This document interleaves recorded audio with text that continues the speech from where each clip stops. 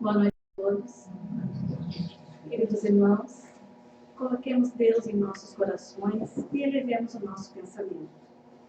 Na senda escabrosa. Nunca te deixarei, nem te desampararei. Paulo, Hebreus, capítulo 5, capítulo 13, versículo 5. A palavra do Senhor não se reporta somente à sustentação da vida física, na subida pedregosa da ascensão. Muito mais que de pão do corpo, necessitamos de pão do espírito. Se as células do campo fisiológico sofrem fome e reclamam a sopa comum, as necessidades e desejos, impulsos e emoções da alma provocam, por vezes, aflições desmedidas, exigindo mais ampla alimentação espiritual. Há momentos de profunda exaustão em nossas reservas mais íntimas. As energias parecem esgotadas e as esperanças se retraem apáticas.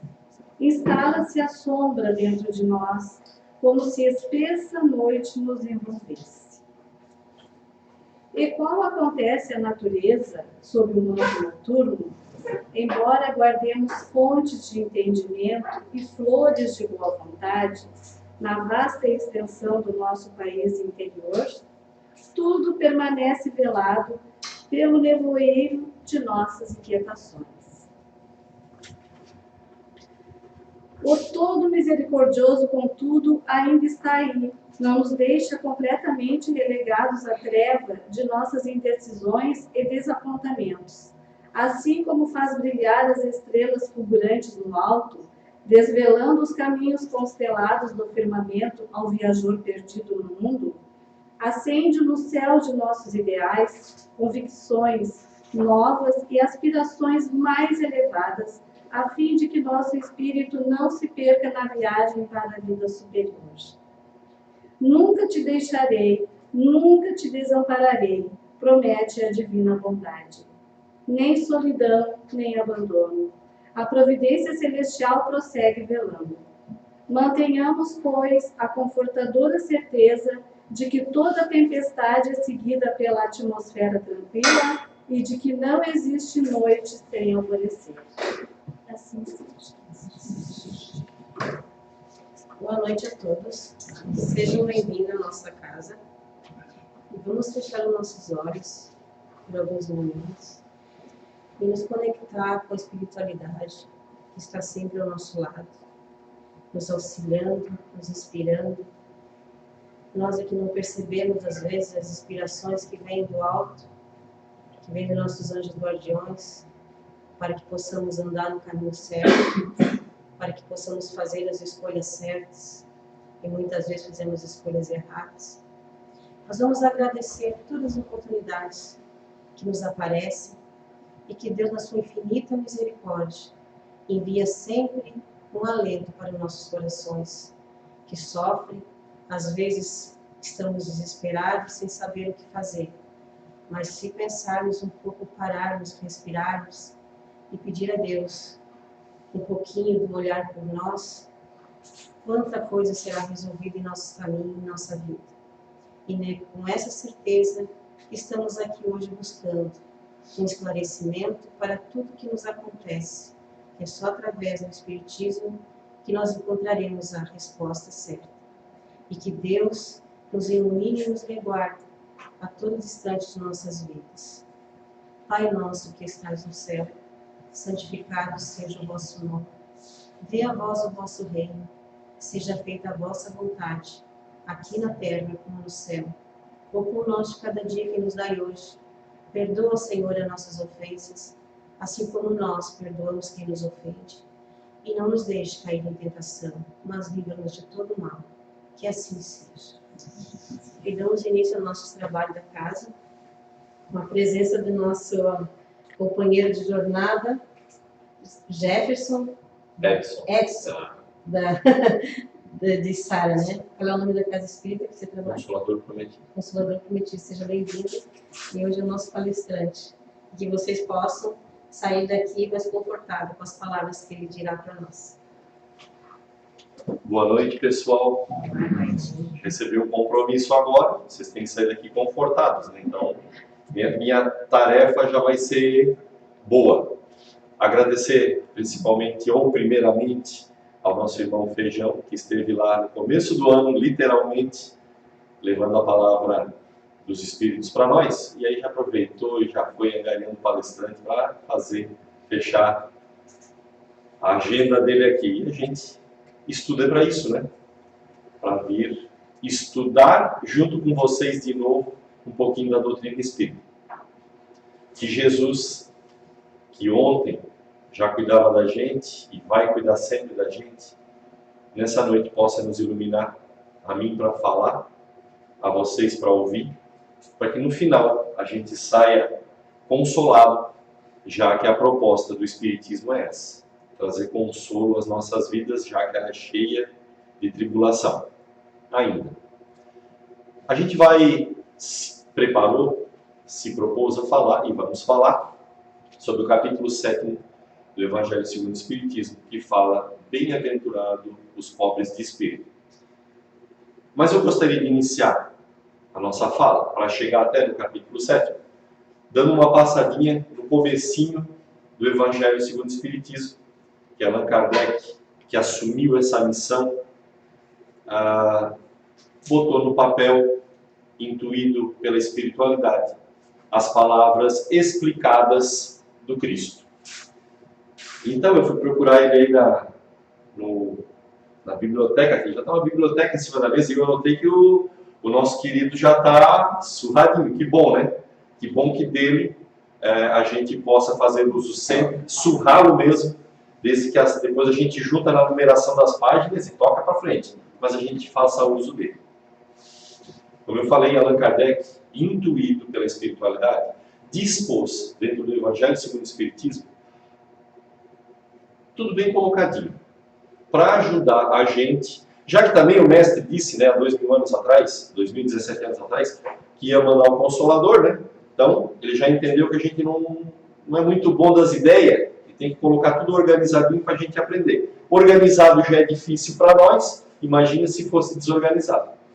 E aí, então, ele dispôs no Evangelho, que é o nosso guia, nos primeiros capítulos, uma orientação para já nos posicionarmos como caminhantes dessa vida de evolução, que a gente já sabe, um método instrutivo para que a gente possa começar a se entender. No primeiro capítulo, lembram qual é o nome? Não vim destruir a lei. É que eu já pergunto e já respondo. Já viram, né? Não peça para italiano duas coisas: dinheiro emprestado e falar pouco. Então eu já faço a pergunta e já respondo para falar bastante. Não vim destruir a lei. Na verdade, o Consolador realmente não veio destruir a lei. Se a gente observar, ele não muda absolutamente nada do Antigo Testamento e pega todo o ensinamento de Jesus no Novo Testamento e nos explica. Obviamente, antes do Cristo, alguns procedimentos feitos pela humanidade eram um pouquinho mais rudes, digamos assim. O amor não era o imperativo dos comportamentos, né? Se dava um olho pelo outro, né? Sabe? Mas ele não muda. Ele simplesmente acrescenta que o que vale acima de tudo é o amor. Então, nós, ainda na nossa infantilidade, depois de já muitas encarnações, achamos que possamos mudar as leis que são elas todas imutáveis. Deus as criou e nós devemos cumpri-la. E não é, e não seria, no Novo Testamento, nas palavras dos Espíritos, através de Allan Kardec, que haveria de ser mudado. Então há uma lei para que a gente cumpra. Digamos que esse é o patamar do Espiritismo. Nesse primeiro pé, nesse patamar do Espiritismo, tem a lei para a gente cumprir. Ela veio e nos faz necessário o cumprimento. No segundo capítulo, meu reino não é deste mundo. Obviamente a gente sabe que muitos reis já passaram aqui na face da terra, muitas rainhas, muitos mandantes. Quiçá se nós não fomos alguns dos mandantes lá atrás. Quiçá se agora a gente não é mandante em algum lugar. Mas existe só um rei que nos governa. Obviamente, esse rei não se faz referência à divindade suprema. Poderíamos chamar de rei, poderíamos chamar de governador, poderíamos chamar de amigo, poderíamos chamar de mestre. É aquele que tomou como princípio, como atividade, como trabalho, cuidar de nós, reger o nosso planeta e cuidar da nossa evolução. Em momentos, a gente se perde nessa infantilidade que eu citei, referenciando o primeiro capítulo. A gente se pega muito amigo dele.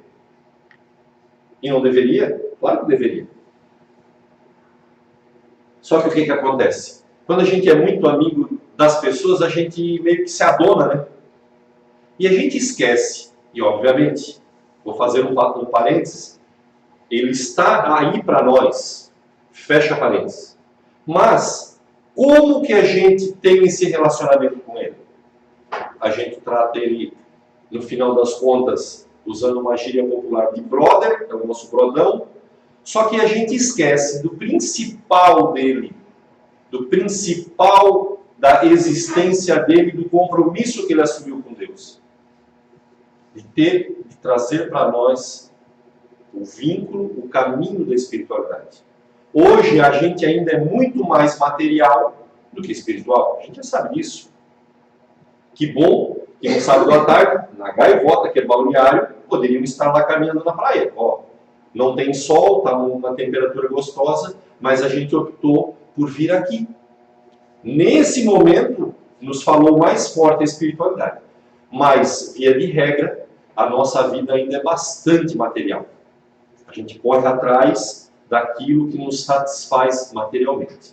E a gente esquece do nosso brodão, Jesus, e transforma ele como numa pessoa qualquer, porque daí Jesus, me ajuda, Jesus, estou te agradecendo, mas esquece da principal missão dele, que é trazer a espiritualidade. Esse patamar do espiritismo, aquele outro pezinho lá, traduzido no capítulo 2, é a espiritualidade que o espiritismo quer nos trazer com mais rigor, com mais afinco. No capítulo 3, ele fala das muitas moradas da casa do Pai. A gente leu, quando eu estava no seminário, estudei 6 anos no seminário, não tinha a menor ideia do que era as muitas moradas da casa do meu Pai. Nunca ninguém me explicou isso. Só fui entender quando comecei a estudar o Evangelho e nos nossos estudos, abertos ou fechados, a gente pôde estudar com mais afinco. Obviamente, ainda por causa do verão, a gente, se for ali fora, não consegue ver todo aquele mundaréu de estrela que tem lá no céu, no firmamento. Uma parte dela, o quadrante que os nossos olhos enxergam. Mas tem muito mais do que a gente imagina e possa ver. No primeiro princípio, quando ele diz há muitas moradas na casa do meu Pai, ele diz que, olha, existe toda a vastidão do universo para que a gente possa utilizá-lo para crescer. Mas acima de tudo, quando ele diz há muitas moradas na casa do meu Pai, claro, ele faz aquela referência à evolução. Agora nós na Terra somos de prova e expiação, graças a Deus caminhando já com um pezinho em regeneração, como também existem milhões, elevado em algum fator, de planetas que vivem a mesma situação da Terra, de prova e expiação para regeneração. O que ele quer dizer também? Que é para a gente não ser tão achador das coisas, de que a gente é a inteligência suprema do universo. Mas, frente a essa vastidão, de que a gente tem todos esses planetas, esses órgãos, esses corpos celestes, para deles fazerem uso para a nossa evolução. Mas, vocês sabem, que se por um detalhe não sei nem que termo eu usar, do sincronismo universal, a Terra saísse 1 grau, que é bastante coisa, mas vamos transformar em centímetros. 1 centímetro do local onde ela está posicionada, claro, ela tem dois movimentos, né? Rotação e translação. Mas supondo que ela saísse 1 centímetro da sua rotação, aumentasse então o seu círculo que forma o ano, já não existiríamos mais aqui. Prestem atenção. 1 centímetro. Eu vou pegar 1 centímetro que tem 10 milímetros, poderia ser 1 milímetro. Poderia ser 1 milímetro, a ciência diz isso. E se ao mesmo tempo ela botasse um pouquinho diferente do que roda, que gera o magnetismo, que faz com que a gente consiga andar sobre 2 pernas aqui, também não existiríamos aqui. Isso eu estou falando da Terra, só dela. Se a Lua também se movimentasse fora do seu padrão, a Terra também não existiria. E a gente observa isso a cada mês, né? Quem gosta de plantar, sabe a lua certa para jogar a semente. Quem gosta de pescar, sabe a lua certa de jogar a rede. Porque ela influencia diretamente nas nossas vidas, nesse campo magnético. Mas o que tem a ver isso, Edson, com há muitas moradas na casa do meu pai? Organização. Organização. No grande sítio de Deus, no grande universo que Deus criou e deu para nós, existe organização. Existe lei, existe espiritualidade e existe organização. Então a gente não está solto por aí para fazer o que a gente acha que tem que fazer. A organização supõe leis, né, que a gente tem que cumprir. E no capítulo 4, se eu apertar no botão certo, ninguém pode ver o reino de Deus se não nascer de novo. E aí está, né, a base fundamental do Espiritismo que nos trouxe a reencarnação. São essas sucessivas vindas. Uma batidinha ali para dar uma gastadinha também, né? Fazendo uso dele.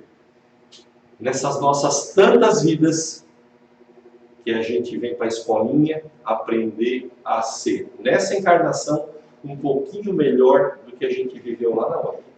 Eu sempre digo que o dia de hoje é melhor do que todos os outros que a gente já viveu como espírito. Não só como Edson, agora nessa encarnação, mas como todos os outros. Porque vocês imaginem que na última encarnação, supondo, fazendo uma historinha, supondo que leva uns 50 para a gente vir, tal, lá no final do século passado, de 21, 20, 19. 19, 20, 19. Me corrijam. Entrando para 1919, né? A gente vivia com faca na mão. A gente não saía de casa sem uma faca na cintura. A gente não saía sem uma arma. Então a gente matou para sobreviver. E isso agora, em 1800. Então, se eu jogar mais outra encarnação para trás, só imagina tudo que a gente fez. Então, eu tenho que nascer de novo muitas vezes. Eu preciso nascer de novo muitas vezes. E quando a gente pensa que só nascer de novo é o final desta vida, voltar lá para o mundo espiritual, encontrar os nossos queridos, ser chamado para ler o livrinho preto das nossas coisas que deveríamos ter feito e fizemos e não fizemos, tem o ganho da nossa caminhada, tem o ganho do relacionamento que eu tive hoje com ela, que eu nunca havia visto, e tive o prazer de conhecê-la, e o prazer de conhecer a todos vocês. Porque eu não nasci e me encarnei porque eu quis sozinho. Existe a organização. Eu não fui jogado lá numa ilha, caí num coqueiro e nasci num coco. Não. E viver sozinho lá. Ou optei para lá. Não. A minha lapidação em nascer de novo, em viver de novo, em melhorar de novo, é estar junto com vocês. É dizer para vocês o que eu sei, o que eu tenho dificuldade, pedir ajuda. Vocês a mesma coisa. E a gente vai nesse esfrega, né? Esse esfrega de nascer várias vezes e viver muitas vezes junto com o cara impaciente, com o cara paciente, com o que fala muito, o que fala pouco. A gente vai aprendendo. Então a gente precisa nascer de novo, reencarnar de novo, porque a gente tem lei, tem... Deu branco, né? Nós temos não destruir a lei, as casas, né, as reencarnações, Capítulo 2, me ajuda, Feijão. As moradas. As moradas. E por final a gente tem que nascer de novo. Porque senão não completa o ciclo das nossas evoluções. O Espiritismo vem principalmente dizer que a nossa vida é única. Começou num ponto e não haverá mais fim. Todo dia a gente melhora. Todo dia, ao abrir os olhos, mesmo que não tenha dormido, mas é uma expressão, a gente nasce de novo para aquele dia, para seguir nas nossas caminhadas. Bom, vem o capítulo 5. Poderíamos já vir falar dos pobres de espírito. Não, mas Allan Kardec traz bem-aventurados os aflitos. Por quê? Porque, frente a toda essa organização que ele já dispôs até o 4º capítulo, ele já vem de cara dizer para nós o seguinte: ei, nós ainda sofremos. Nós ainda, por vivermos num planeta de prova e expiação, sofremos. E o que é sofrimento? O que é sofrimento? Para mim pode ser dor. Para ti pode ser um vizinho que esteja passando mal e tu gosta tanto dele que tu também sofra. Pode ser N situações que, por via de regra, a gente cause para as nossas vidas agora, ou a gente ainda traz, né? Porque a gente, como eu falei, as nossas vidas para trás foram não tão boas como é a nossa agora, a gente traz de lá algumas coisas para sofrer. E por sofrer, a gente tem que entender esse sofrimento. Porque ele faz parte da nossa existência. Nada nos é causado que não foi outrora por nós promovidos.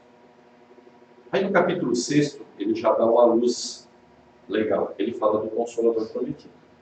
Fala daquilo que Jesus falou há 2017 anos atrás, que não nos deixou desamparados. Que é através do Consolador Prometido que a gente encontra fé e uma coisa muito mais importante. A fé vai nos ajudar a entender a explicação. Porque, tanto aqui como nos demais livros e em toda a biblioteca espírita, e nas falas dos espíritos que nos trazem diariamente em todas as nossas reuniões, quando assim promovidas para esse fim, de ajudá-los, eles nos trazem informação de que o Cristo, Ele que nos cuida, é o Consolador. E traz a explicação lógica para os nossos questionamentos. Quando eu disse que lá enquanto no seminário 6 anos, lendo a Bíblia, estudando a missa todo dia, ótima preparação, provavelmente lá eu já passei na minha faculdade para depois vir aqui fazer palestra, né? Sabe que as coisas não acontecem de graça. A gente já começou lá, já fazia palestra lá no seminário, trabalhava com grupos vocacionais, corria para ali a chapadre, né? A chafreira. E a gente ia nas escolas fazer palestra, ver quem... Assim também eu fui recrutado numa escola para estudar para ser padre. Então olha que as coisas vão nos preparando para o futuro. Mas lá a gente acabava lendo, então quando eu falo não é por demérito, né, lá de trás, todo mundo passa, acredito que todos passaram pelos bancos das igrejas, a gente não tem uma explicação lógica para as coisas que acontecem. A gente fala das moradas, a gente fala de voltar para o ventre da mãe, a gente não entende nada disso. Mas através do Consolador Prometido, do Espiritismo, propriamente dito, que vem para nós a explicação. E aí então a gente chega no capítulo 7, que fala: bem-aventurados os pobres de espírito. Mas sabe que Jesus, ele, nosso amigão, né, vou usar a expressão agora, ele não facilita as coisas muito para a gente não, né? Ele também quer que a gente se mexa, e aí ele dá, né, bem-aventurados os pobres de espírito, outra frase que a gente fica 6 anos dando seminário e não entende, né? Não entende. Bem-aventurados os pobres de espírito, mas a gente tem que ser forte de espírito. Por que ele tem que dizer para mim que eu tenho que ser pobre de espírito? E a gente leva talvez uma encarnação inteira e não entenda. Obviamente, se a gente pegar a palavra e for procurar pobre, lá no dicionário, o significado é aquele que é desprovido de riqueza. Concorda comigo? Ou desprovido de uma outra coisa relacionada. Então, ele é pobre de saúde. Se a gente falar de saúde, né? Se ele está debilitado, ele é pobre de saúde. Ele é pobre, ele não tem alguma coisa. Mas na verdade, como eu falei, ele capricha nas aulas dele, ele faz a gente pensar. Então esse pobre traz-nos a palavra, faz-nos lembrar da palavra humildade. Humildade. E aí, né? Vocês sabem que todo palestrante espírita, pode ver que o Feijão também tem um óculos, pode ver que todo palestrante espírita tem um óculos. Quando a gente estuda, eles acham que a gente vai ser palestrante espírita, eles levam lá para Florianópolis e dão um óculos para a gente. Qual é o óculos? A gente chega aqui, bota aqui na reunião e sabe, esse óculos detecta quem são os humildes e quem são os orgulhosos dessa reunião. Claro, porque eu tenho que tomar cuidado aqui, como palestrante eu sei para quem falar, né? Eu aponto para ela, porque eu já sei quem é e quem não é. Tudo mentira, não é isso? O que a gente quer dizer? O meu olho do Edson não enxerga. O teu também não. O teu também não. Não enxerga quem é humilde e quem é orgulhoso. Mas, pela nossa desinstrução, por a gente achar que sabe, por a gente ser preconceituoso porque ainda não cresceu moralmente, e isso serve para mim e serve para todos que habitam a Terra, a gente supõe que põe um óculos e detecta humildes e orgulhosos. Basicamente por um fator: roupa e dinheiro. Sério? Roupa e dinheiro. Roupa e dinheiro dá uma visão muito ampla para os nossos olhos sabedores de escolher pessoas de quem é humilde e quem não é. Mas aí eu pergunto, quem afirma em 100% que aquele pobre que está lá pedindo o semáforo, não deveria, né? Não deveria estar, né? Mas vamos fazer um exemplo, que a gente sempre vê alguns lá, ou andando com seu cachorrinho, com um monte de mochila para lá. Seja, porque daí a gente faz essa referência, é pobre é humilde, é rico é orgulhoso, não é? Na roupa, no dinheiro. Quem que diz e pode afirmar 100% de que aquele lá, sabendo de... Bom, a gente já estudou Espiritismo, né? Essa classe, eu suponho que já fez a 4ª série do... Já entramos agora no fundamental do Espiritismo, nós vamos entrar na 5ª. Na nossa 5ª aula, no nosso 5º ano. A gente já sabe que a gente já viveu bastante. Ele já é uma reencarnação, o rico também é uma reencarnação. Daí, mas a gente tem hora que esquece disso. E eu estou andando e olhando assim, não, esse pobre, ele é humilde, né? Mas quem que diz, 100% reafirmo, que dentro do coração dele não viva lá uma fagulha de orgulho tão grande, de desagravo a Deus, porque está vivendo aquela situação? Por que eu não nasci rico, diz ele? E não seja ele orgulhoso tanto que possa, nessa encarnação, não ajudá-lo a progredir. E aí, eu também pergunto, para aquele que passou de carrão lá, eu estou fazendo 2 referências, me desculpem, mas é para a gente posicionar, né? Um pobre e um ricão, assim, sabe? Passou de carrão, não viva dentro do coração dele a fagulha da humildade, no sentido de saber agradecer tudo que tem, do que ele também juntou, porque ninguém fica rico de graça, por mais que seja filho de rei, que se não cuida, ele some com o cara na face da terra. Não agradeça a Deus todo dia porque tem, e na surdina no Rio Grande do Sul é descarga, né? Mas surdina para nós aqui é tipo assim, no escondidinho, no miudinho. Não faça a sua caridade e não abrigue no seu coração humildade e ajude outros tantos. Quem 100% possa afirmar? Eu não me arrisco. Então os nossos olhos carnais muitas vezes fazem essa separação. Eu não afirmo 100% se eu olhar no espelho. Entenderam? Eu não afirmo 100% se eu olhar no espelho. Porque tem uma hora que a gente está meio humildizão, né? A gente está assim, com aquele coração. Mas tem hora que a gente está tão bravo quanto um leão, quanto um bicho da selva. Então, eu não afirmo esse 100% de ser humilde, de ser orgulhoso, nem a mim olhando para o espelho. Então, não é o dinheiro, não é a roupa que nos traduz na humildade. Mas daí, quando a gente começa a falar de humildade, também por ignorância nossa, porque a gente ainda não entendeu bem como funcionam essas coisas, porque a gente está... Eu estou com 50.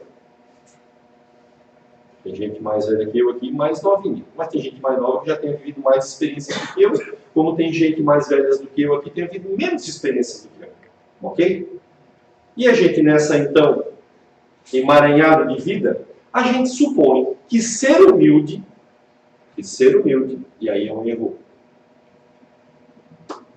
pesado na nossa vida, a gente seja medíocre. Já ouviu falar essa palavra, né? Medíocre. Absolutamente não. O primeiro entendimento da humildade é saber exatamente, abre aspas, entender exatamente em que ponto das nossas vidas nós estamos. Meio que parece aquela frase que muitos palestrantes já disseram aqui, da reforma íntima, da gente se conhecer. Exatamente, a gente tem que entender em que ponto das nossas evoluções a gente está. Muito bem, vou fazer um exemplo de humildade. Eu vivo casa espírita, eu vivo espiritismo desde 2003. Eu acho que lá para 2007 eu ingressei, a gente estudou, e eu acho isso muito interessante. No espiritismo não tem nada de graça, né? Apesar de que a gente não tem dinheiro, a gente é pobre mesmo, o espiritismo é pobre, talvez porque a gente já gastou muito, já vivemos em outras religiões, a gente já fez coisa errada lá, a gente veio para o espiritismo, né? Onde a gente tem que ser pobre aqui. Estuda, vai lá para o estudo, lê, e aí um dia alguém me chama assim, ó, faz uma palestra aí para nós. A gente estuda mais ainda, porque lê dá dor de barriga, toma remédio, até para mim fazer palestra, umas coisas da gente. Medo, né? Mas a gente estuda, principalmente tem que estudar. Muito bem. Aí o Feijão foi lá na Isara e disse assim, ô Edson, tu não vai lá fazer uma palestra para nós? Eu assim, pense, peguei o telefone, deixa eu olhar minha agenda. Que dia que tu quer, Feijão? Hoje que dia é? 27. Tá cheio, Feijão, dia 27. Ah, meu mês de fevereiro, meu mês de janeiro e fevereiro tá cheio. Que nada. Tá vazio. Mas eu sou preguiçoso. Eu estudo espiritismo, mas sou preguiçoso. Aí eu pergunto. Eu conheço a mim mesmo daquilo que eu aprendi, daquilo que me foi dado de graça, e não reparto com aqueles que precisam? E quando eu falo aqui, quando eu digo aqueles que precisam, parece que é só vocês, né? Não. A minha boca está mais próxima do meu ouvido, né? Então eu que ouço primeiro. Então, eu aprendo para mim e para depois poder ensinar. Ensinar no sentido de divulgar a palavra, né? Então, eu sou conhecedor da minha sabedoria, aí realmente eu tenho me tornado um medíocre, né? Porque eu preguiçoso que só disse para ele que eu não podia vir. Nossa, janeiro, fevereiro, março e abril, e já fui empurrando os meses para frente. Ele pode dizer, pode ser no mês seguinte, né? Então já tem que empurrar para frente, né? Muito bem. Isso é um exemplo de mediocridade. Quando a gente sabe e não oferece o saber da gente para os outros. Mas eu estou lá, quietinho, já estudo também o espiritismo. Aí o Feijão chega lá e diz, você vai fazer uma palestra para nós? Nossa, agora! Qual é o assunto? Aí ele diz assim, não, escolhe, assim, não, eu vou falar para eles lá sobre como sumir o corpo de Cristo lá no túmulo. Nem tem coisa escrita a respeito disso, mas eu sou o cara. Eu estudei espiritismo. Eu vou lá e vou explicar para vocês porque sumiu o corpo de Cristo e ninguém sabe para onde foi. Que até hoje é um... Né? A ciência gosta disso, para nós não interessa. Aí eu pergunto, não é medíocre também quem quer falar daquilo que não sabe? Eu usei um exemplo assim porque não existe nem pouca matéria a respeito disso, talvez a espiritualidade já nos falou, né? Ela já nos disse, mas... Sabe aquele movimento que faz assim, ó, para quê? Então, saber não usar, saber, vírgula, não usar, pode ser uma forma de mediocridade. Não saber e querer dizer que sabe, também pode ser uma forma de mediocridade. Pode ser uma forma de não ser humilde, de não praticar nas suas vidas aquilo que precisa para si e, como exemplo, ajudar os outros. Então, a humildade é uma frase bem bonita. Sintonia com o dever de melhorar. Quando é o dia que a gente acordou, que já não tinha naquele dia uma missão de aprender alguma coisa? A gente talvez não tenha lembrado disso, mas todo dia a gente acorda e tem uma missão. De naquele dia tirar alguma coisa de proveito para a vida da gente. Sintonia com o melhorar. E aí então a gente deixa de ser, em hipótese alguma, a gente deixa de ser ou passar por perto de ser medíocre. A gente passa a procurar na vivência do dia a dia a sintonia de saber, prestar atenção nas coisas que nos acontecem boas e ruins. Ruins podem traduzir por não boas, porque parece que ruim tem alguém lá fazendo alguma coisa para chacalhar a vida da gente. Não. Então, em tudo que acontece na vida da gente, a possibilidade de aprender. Porque a gente acha que só aprende quando vai na escola, né? Aprender traduz que exista um professor na frente. Mas lá, quando a gente tem um probleminha, tem um professor na frente. Tem um mestre e tem um professor que mandou o mestre para trabalhar com a gente. Então, sempre existe o professor na frente do aprender mesmo na coisa ruim.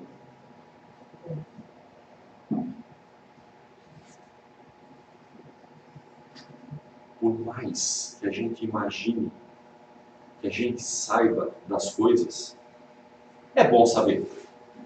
É bom saber. Quando a pessoa... Como é que eu vou traduzir essa frase? Eu gosto de saber. Então, eu gosto de aprender coisas, não sobre espiritismo, sobretudo sobre ciência, sobre moral, sobre política, sobre tudo. Biologia, eu gosto de saber. E como é bom saber. Mas também, só saber não adianta. Mas por mais que eu saiba, eu sou um sabedor, né? Sou um sabedor. Por mais que eu saiba, sempre existe alguém que sabe mais que a gente. Certo? Certo? Sempre tem alguém que sabe mais do que a gente. Porque, primeiro, não existe nenhum igual. Não é isso que determina que eu não sou igual a alguém. Não é isso que determina que eu não sou igual a alguém. Não é um DNA que determina que eu não sou igual a uma outra pessoa. É o meu espírito que determina que eu não sou igual a ninguém. E o meu espírito está, talvez, um segundinho só na existência atrás do dela. Mas está. Mas está. Eu não sou igual a ninguém. Tu não és igual a ninguém. Tu és tu, eu sou eu. Muito bem. Então, sempre tem alguém que sabe mais do que a gente. E lá no item 5, missão do homem inteligente na Terra. Vou ler, me permita. A inteligência é rica de méritos para o futuro. A inteligência. E quando eu digo inteligência, não é só a minha, é a minha somada com a tua, é a nossa inteligência. Mas sob a condição de ser bem empregada. É óbvio, né? Se todos os homens que a possuem dela servissem de conformidade com a vontade de Deus, fácil seria para os espíritos a tarefa de fazer que a humanidade avance.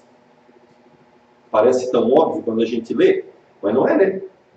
A gente é inteligente, mas continua fazendo coisa errada. Pronto, a gente já foge da definição do homem inteligente. A humanidade já poderia estar num outro estágio, que a gente diz a Terra é um planeta de provas e expiações. Coitadinha da Terra, né? Coitadinha da Terra. Os 7 milhões e meio que vivem em cima não tem problema nenhum. É só a Terra que tem problema. Então, se a gente tivesse assim, não, vamos fazer o seguinte, 7 milhões. A partir de hoje nós não vamos fazer mais nada errado. Até parece que é, né? Mas supondo que isso acontecesse, no outro dia a Terra era de regeneração. Então, na verdade, ela depende da gente. Então, o homem inteligente é aquele que vai fazer da sua existência caminho no auxílio da melhora minha e da nossa querida Terra. Da tua também, porque quando eu melhoro, eu arrasto alguém junto. Então, o homem inteligente é aquele que vai usar das suas sapiências para poder dar um passinho para frente, não importa quanto centímetro. Mas vai para frente. E eu vou contar uma historinha, talvez vocês já saibam. A história de Sócrates. Sócrates foi condenado à morte, né? Porque ele divergiu lá da sociedade grega. E, digamos, no momento da sua defesa, ele conta uma história dele próprio. Ele conta a história seguinte. Um amigo dele, chamado Querofontes, foi até o oráculo de Delfos perguntar a Pitonisa. Pitonisa, em 2017, é médium. O oráculo de Delfos é centro espírita. Então, para a gente se posicionar bem, ele foi no centro espírita da Grécia, falar com uma Pitonisa, perguntar se o amigo dele, Sócrates, era o homem mais inteligente da Terra. E ela disse, ele é o homem mais inteligente da Terra. Ele voltou com aquela informaçãozinha debaixo do braço e contou para Sócrates. Sócrates, eu fui lá, perguntei para ela, e ela disse que tu és o homem mais inteligente. Aí ele disse, não, eu não posso também duvidar da Pitonisa, porque ela fala com os deuses. Né? Naquela época é essa a expressão, ela fala com os deuses, com os espíritos. Eu não posso divergir, mas eu vou fazer um teste. Eu vou procurar 3 entre os meus na sociedade e vou tentar fazer um teste para descobrir se também não são eles inteligentes quanto a mim. E aí ele procurou os artesãos. Procurou um artesão, que naquela época, né, eram os que ajudavam a construir, eram os engenheiros de hoje. E aí o artesão falou, assim, discorreu a respeito do trabalho dele, de que extraía da pedra todos aqueles monumentos, né, como se o monumento estivesse lá na pedra, ele com um cinzel e com uma marrequinha, ele extraía de lá, então ele sabia como lidar com as matérias, com a madeira, com a pedra, e disse assim, eu sei isso e sei muito mais, muito mais. Aí Sócrates botou a mão no queixinho assim, e disse, não é bem assim, não é bem assim, como muito mais? Mas tudo bem. Ele pegou e foi falar com um artista, que também, na Grécia Antiga, era uma classe que vivia tranquila e também tinha influência sobre a sociedade. E o artista disse, eu sei, desculpa, eu falei artista, não, filósofo, erro de pensamento. Mas filosofia também é uma arte, né? Que ele era filósofo, né? Ele foi falar com os filósofos, com os seus, assim, com aqueles que manipulavam a ideia, no sentido de trabalhar a ideia. E aí ele diz assim, nós sabemos do comportamento humano, do que o homem pensa, do que o homem vai pensar, daquilo que ele faz para viver, mas a gente sabe muito mais. E aí ele ficou com a pulga na orelha. Aí ele foi consultar a terceira classe, os políticos, que no caso a gente já vai pular, porque é uma piada, mas ao mesmo tempo também vai dar de que tudo sabiam, né? E aí ele percebeu uma coisa, lá na frente do tribunal, falando com aqueles que o julgavam, disse assim, realmente eu sou o homem mais inteligente da Terra, como a Pitonisa profetizou. Porque sou o único eu que sei exatamente aquilo que eu não sei. Sou eu o homem mais inteligente da Terra. Que exatamente eu sei aquilo que eu não sei. Aquilo que eu preciso saber. Ou, em palavras pequenas, de que eu tenho que aprender muito. Se pegarmos um médico, estuda... Médico talvez seja uma das profissões, não que as outras não sejam, mas assim, sabe, nasce estudando e desencarna estudando, né? Mas ele vai lá, se especializa, faz em faculdade, depois faz especialização, depois faz a residência propriamente dito. Depois da especialização, ele pratica a especialização. É o melhor cirurgião do Brasil, quiçá do mundo, naquela área. Mas tu perguntar de espiritismo, ele não sabe nada. Se perguntar de religião, de uma outra religião, não sabe nada. Porque ele está muito mais naquele, não é só um exemplo, né? Ele está muito mais preocupado em aprender da profissão dele do que abrir seu conhecimento. Ele talvez não saiba, não tenha consciência exatamente daquilo que ele não sabe. ele talvez se enxergue, né, naquilo que ele sabe, se posicionando talvez acima de outras pessoas. A gente imagina, tem até um filme novo, é só um exemplo, né, mas aqui a gente sabe que ele é dotado de uma qualidade musical imensa, o nosso maestro João, me falta o sobrenome dele, tem até um filme, que agora ele está perdendo os movimentos do dedo, né? É, assim, mesmo com, sabe, eu acho que se atorar a pontinha do dedo dele bom, ele toca com o cotovelo, porque o homem é fora de série. Ele foi perdendo os movimentos da mão por um problema que ele começou a aparecer no cotovelo, eu vi um pouquinho da história dele, e ele toca lá com o dedinho.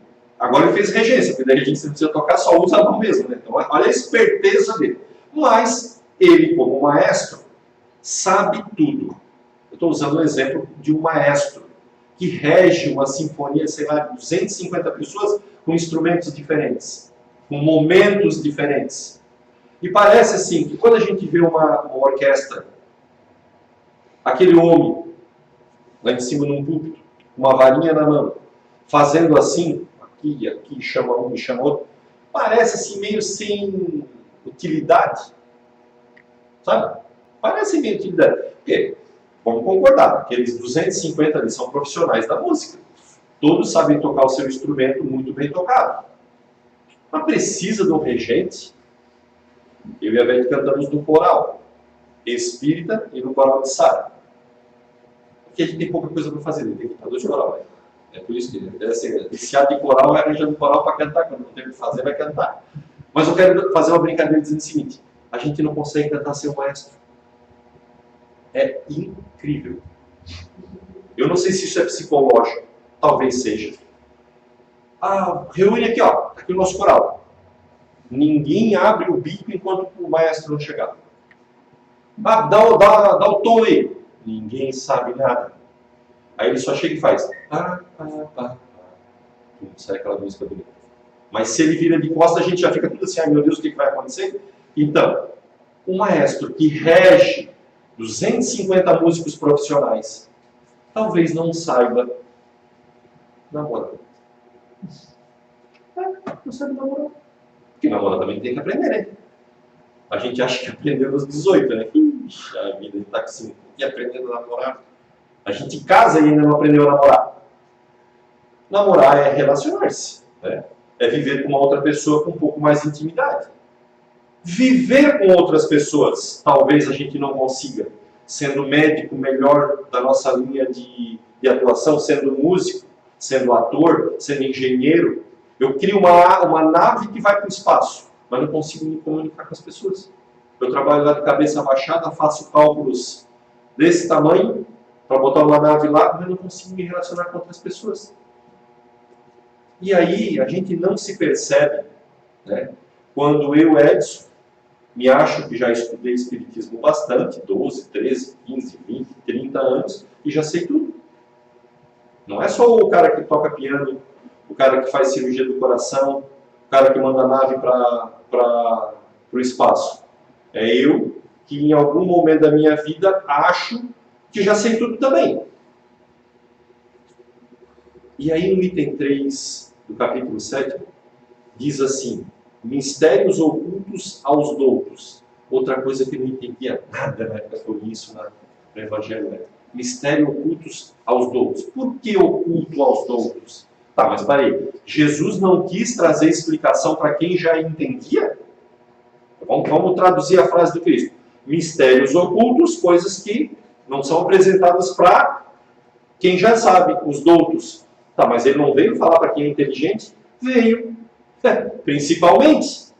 Por quê? Eu me achando inteligente, o que eu faço? Só acho que eu sei. Então tudo aquilo que as outras pessoas, que você queiram me ensinar, eu não quero aprender. Aí esse mistério está oculto para mim. Por que ele está oculto? Porque eu jogo o véu em cima. Eu não quero aprender.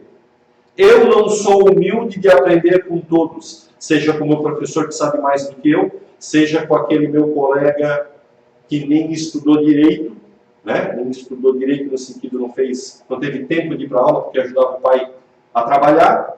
E eu acho que eu sempre nem aprendo com o de cima, nem aprendo com aquele que está vindo.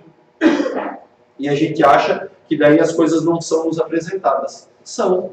Os nossos olhos aqui não enxergam.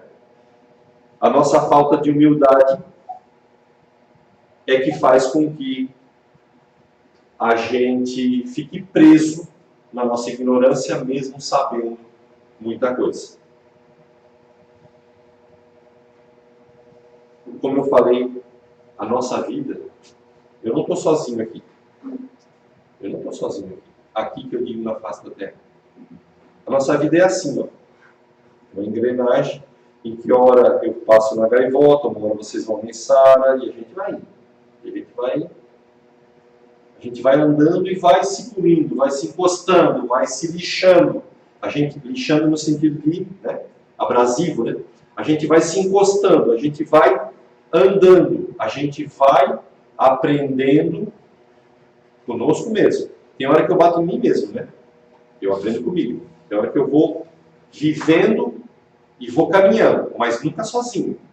Então, na minha vida, sempre vai ter alguém que está, supondo que eu esteja ali, não é porque a gente é espírita que acredita que eu esteja ali, né? Não, é só um exemplo. Assim, ó, com a mão para trás. Mas também, supondo que eu esteja aqui, tem alguém assim, ó. Então, qual é o meu dever? Fazer isso. Aproveitar, ser puxado pelo da frente, ter a humildade de estender a minha mão para ser puxado, como não ser orgulhoso e achar que caminho sozinho e não levar minha mão para trás para ajudar aquele que vem. Essa expressão de levar a mão para frente e pôr a mão para trás, figurativamente, é o nosso comportamento. É aquilo que a gente faz com as nossas vidas. Eu quero mais saber do seguinte, ó, eu boto as minhas mãos no bolso e caminho sozinho. Minha preocupação não é com ninguém. E aí, a preocupação que a gente fala de não é com ninguém, vocês sabem onde é que acontece, né?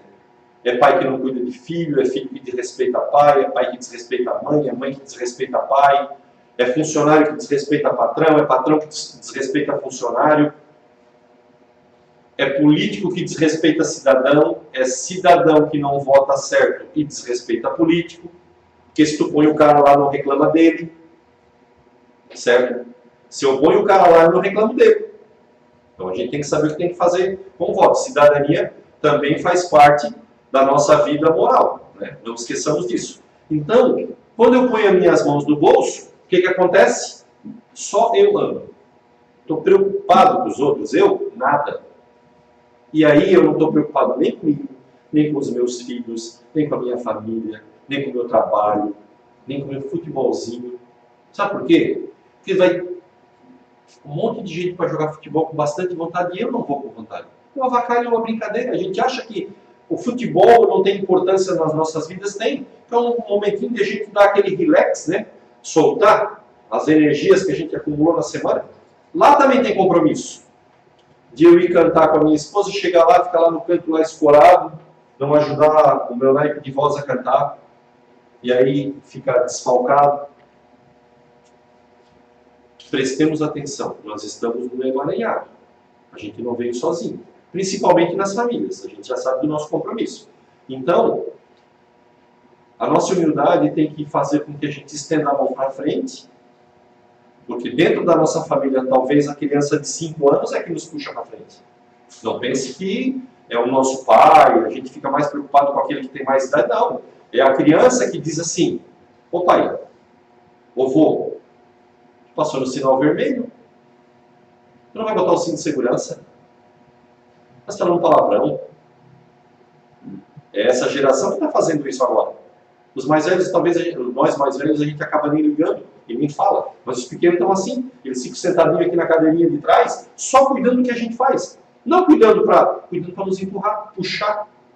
E aí também dentro de casa a gente tem talvez a mãe, talvez o pai, talvez a sogra, talvez o sogro, talvez o filho, talvez o neto, que precisa ser puxado e dizer, mas eu estou cansado hoje.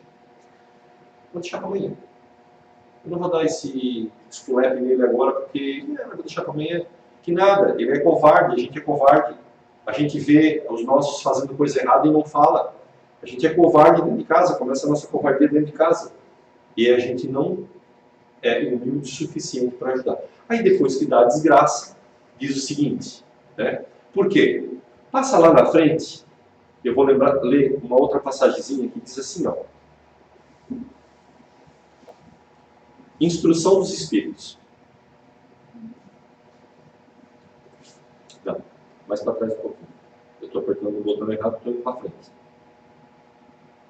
Aqui. Capítulo 7, item 1. Deus, porém, que é justo, todos acreditam que Deus é justo? Aqui, nesse momento, pelo menos. Entenderam a frase? Nesse momento, todos acreditamos que Deus é justo? E talvez ali atrás, se acontecer alguma coisa, a gente pode dar uma caidinha assim e achar que ele não é justo. Olha o que diz aqui. Que Deus é justo, não pode receber da mesma forma aquele que desconheceu a majestade e outro que humildemente se lhe submeteu às leis, nem os aquinhoar da mesma igualdade. O que ele quer dizer? Eu que vivi com as mãos no bolso, não entendi nada dos 4 pilares, né? E que Deus é bom, que é organizado, que é justo. Não, eu toquei minha vida. Quando eu chegar do lado de lá, não vai ser igual a recepção dela, que foi sempre humilde, entendeu que Deus montou uma vida para ela e ela tinha que cumprir. Não é o mesmo tratamento. Não. Até porque se fosse o mesmo tratamento, o primeiro item, a primeira parte da frase diz Deus justo, né? Seria justo. E aí qual é a paga minha e qual é a paga dela? A dela vai ser viver tranquila. Passa para frente, toca a tua vida, minha irmã. A minha é que na próxima vai vir uma dor. Vai vir um compromisso mais forte frente àquilo que eu coloquei minhas mãos no bolso. E não adianta olhar na roupa que não tem bolso. O bolso ele é um bolso, tá? Nós temos uns bolsos na vida da gente. Tem que enfiar a mão. E aí a nossa paga é dor. Mas eu já sou um cara assim que, sabe, em termos de humildade, sou zero, né? Aí quando a dor vem para mim, estudo espiritismo ainda, hein? Estudo espiritismo, porque isso serve para nós, não vamos falar da vida dos outros. Vamos falar para a nossa vida. Estudo espiritismo, mas em humildade para mim é zero. Não entendo nada, não consigo entender nada disso aí. Ou me faço de louco, né? E aí quando vem a dor para mim, que a gente sabe que a dor são coisas provocadas para nós mesmos, aí eu estou lá, imaginemos que aqui no Brasil hoje tem milhões de pessoas com aquelas doenças que vocês sabem, a gente não gosta nem de falar o nome, né? Como diriam os antigos, com doença ruim. Quando eu vou no médico, e o médico diz, vamos fazer um examezinho. E ele diz para ti, ó, tá com uma doença ruim. Aí, te faz de forte assim, né? Embora aquela saliva, vai lá na rua. Quando chega na rua, assim, pelo amor de Deus, né? Comigo! Tem tanto bandido para morrer de doença ruim, tem que ser comigo. Quando a gente ainda recebe a dor como forma de a gente se ajustar, a gente é exclusivista. Tipo, eu não quero dor para mim. Ô Deus, eu um cara tão bom, sou um cara tão bom, estudo espiritismo, vivo. Tanto bandido aí esperando que merece um castigo. Para mim tem que vir essa dor, a gente é exclusivista nessa hora. Outros não. Choram um monte. Só que no outro dia estão de cabeça levantada. E a gente vê isso muito em mulher, né?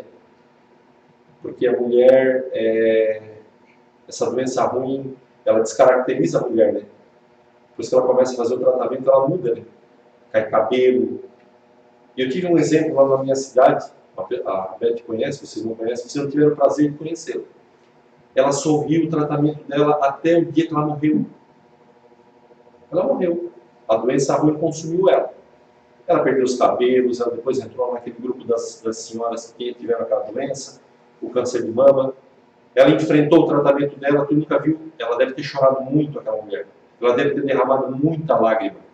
Mas nunca ninguém achou uma lágrima dela. Nunca ninguém achou. Só achou sorriso. Só achou sorriso. Piada. ela fazia piada da própria doença.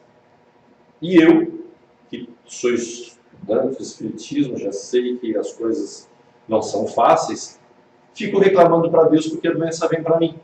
A doença, o desemprego, o casamento que se desfez, um filho que se perdeu, uma traição. Eu usei o exemplo da doença, porque a doença é muito impactante. Talvez a gente não note nos outros que também são alguns, sabe assim? Deus disse assim, para um pouquinho, tu estás precisando de um puxão de orelha. No meu caso, como eu acho que ele me mandou com as orelhas bem grandes, eu tenho que me cuidar bastante. Né?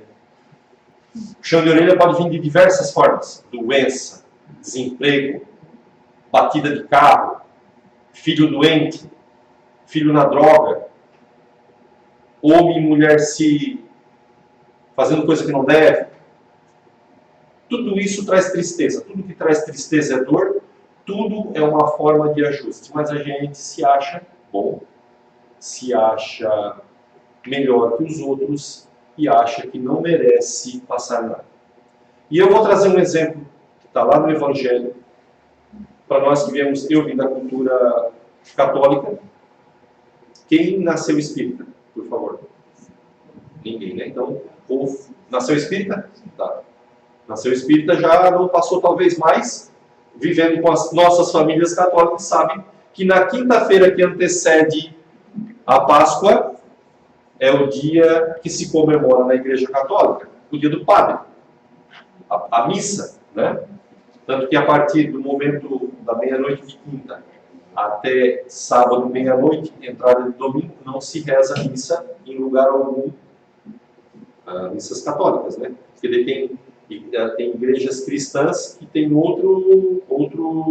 tem ortodoxa e tal. Vamos falar da que eu vivi, né?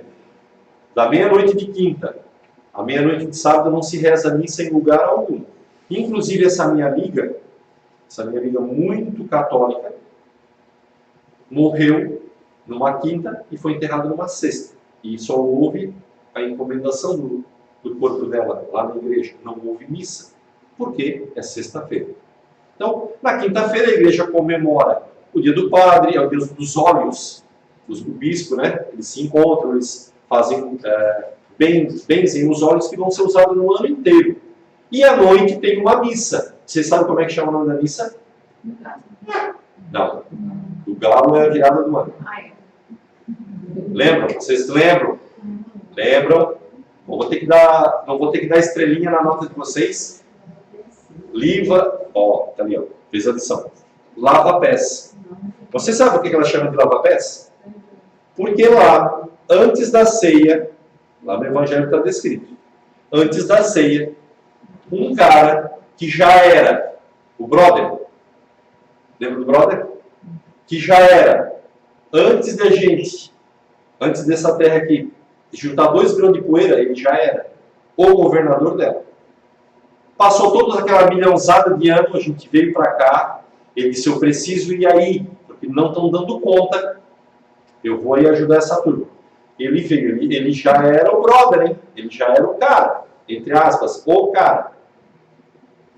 Na noite que antecedeu, ou no dia que antecedeu a última ceia, o último estar presente com os seus, que eram os 12, ele pegou, botou uma baciazinha e lavou o pé. Não importa se de Pedro, de Paulo, de João. Paulo não, né? Claro, né? Paulo veio depois. Mas é uma expressão do Pedro, Paulo, João, né? E foi lavando o pé de um por um. E a gente acha que a dor que vem pra gente é mais pro bandido do que pra gente. Ele, que já era antes, talvez, eu não entendo desse tempo, nunca entendi muito, mas não me interessa. Talvez meu espírito não tenha sido nem criado ainda. E a gente teve uma criação, e veio vindo. Talvez eu nem criado não era ainda. Eu, espírito, que hoje é de Sussô, mas um dia ele se abaixou, disse, todos devemos fazer isso. Todos devemos praticar a humildade. Todos devemos nos ajoelhar frente a qualquer um. Esse ajoelhar não é ser submisso. É prestar serviço a. É estender a mão, seja para frente ou seja para trás. E se ajoelhou lá e lavou o pé dos seus. Eram para eles todos lavarem o pé dele. Mas claro, né? Vamos guardar a proporção de que também naquela época os nossos irmãos apóstolos, né, os nossos irmãos que seguiam Cristo, também não enxergavam, não conseguiam nem enxergar direito quem ele era. Mas não importa, a figura está de que o Cristo, que ele sabia quem ele era. Isso é que é o importante. O nosso amigão sabia quem ele era, o nosso mestre sabia quem ele era. Mas disse o seguinte, como ele fez quando ele botou o corpo dele na frente das pedras que estavam jogando na prostituta? Precisava? Precisava, claro que precisava. Porque se ele não fizesse isso, nós tínhamos passado 2000 anos, estava tirando pedra em nós e tudo aí. A gente ia tirar pedra ainda, com ele tendo feito isso? Fechando. Soar de chegarmos a um entendimento quando a gente conseguir entender aquilo que a gente ainda não sabe, aquilo que precisamos saber, e que a nossa vida é um emaranhado junto a todos nós mesmos, né? Nós conosco mesmo, e de que nós precisamos um do outro. Então a minha mão sempre vai ter que estar estendida. Talvez eu tenha repetido muito essa frase, mas é para a gente lembrar bastante. Sabe por que a gente canta bem, né? Qualquer cantor. No coral. Sabe o que é? O Neymar. Talvez ele nasceu com um donzinho. Mas se nunca tivesse dado uma bola para ele, ele também não seria o Neymar que a gente conhece. A Ivete Sangalo, bela cantora. Ela é Ivete Sangalo, bela cantora, porque ela fez uma coisa que todos nós fazemos.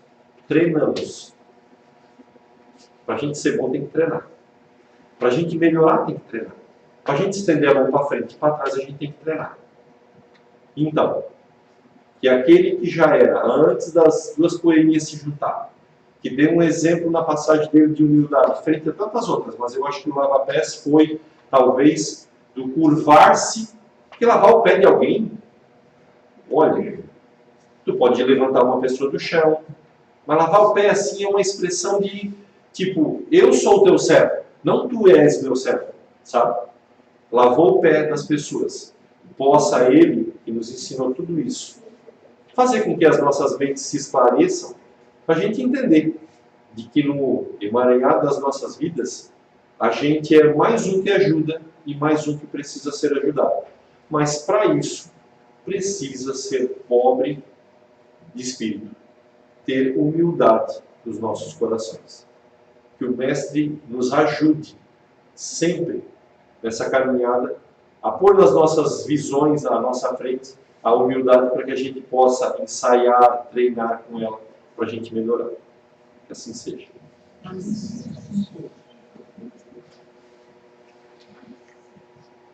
Vamos fechar nossos olhos e humildemente vamos oferecer as nossas preces de hoje a todos aqueles irmãozinhos que estão necessitando de luz, de paz, de energia, saúde para o corpo, para o espírito, que estão necessitando de amor, de caridade, e que essas orações de hoje possam se estender por toda a nossa cidade, por todos os nossos bairros, nossa rua, levar para o nosso lar, onde lá está os nossos maiores desafetos, os nossos maiores problemas, onde nós temos que resolver aqui nesta vida, para que quando sair daqui, poder voltar com mais energia, com mais sabedoria e com mais experiência. E pedindo sempre a Deus que coloque em nosso caminho a luz necessária para caminhar na escuridão, que temos muitas escuridões em nossas vidas, e saber humildemente, não só pedir. Nós estamos cansados de tanto pedir, vamos agradecer por tudo que Ele nos dá, por todos os momentos ruins, momentos alegres, agradecer as nossas doenças também, que através delas, que a gente já falou muitas e muitas vezes aqui, pedimos, que nos faz crescer, que nos faz ser humilde, que nos faz entender o porquê da dor, o porquê que estamos passando por isso, e não se lamentar e não odiar a dor, não odiar a doença, mas sim sempre agradecer. Neste momento que estamos já comunicando, estamos já no caminho do aprendizado, já estamos harmonizados, vamos esperar para receber o nosso passe na tranquilidade e saber que estamos aqui todos irmãozinhos encarnados e desencarnados, estão aqui para poder passar o passe a todos nós e que possamos saber receber esse passe e sair dessa casa humilde muito melhor de como que chegamos, e que o passe seja a energia positiva e salutar que estamos necessitando neste instante, e que possamos sair daqui com um sorriso no nosso coração para poder estender a muitos que ali fora choram, e que a paz nos envolva hoje e todo sempre. Pai nosso que estás no céu, santificado seja o vosso nome. Venha o vosso nosso reino, seja feita a vossa vontade, aqui na terra como no céu. O pão nosso de cada dia que nos dai hoje. Perdoa, Senhor, as nossas ofensas, assim como nós perdoamos quem nos ofende. E não nos deixe cair em tentação, mas livra-nos de todo mal. Que assim seja. Damos por encerrar nossos trabalhos de hoje. Em seguida tem a água. Obrigada. Obrigada.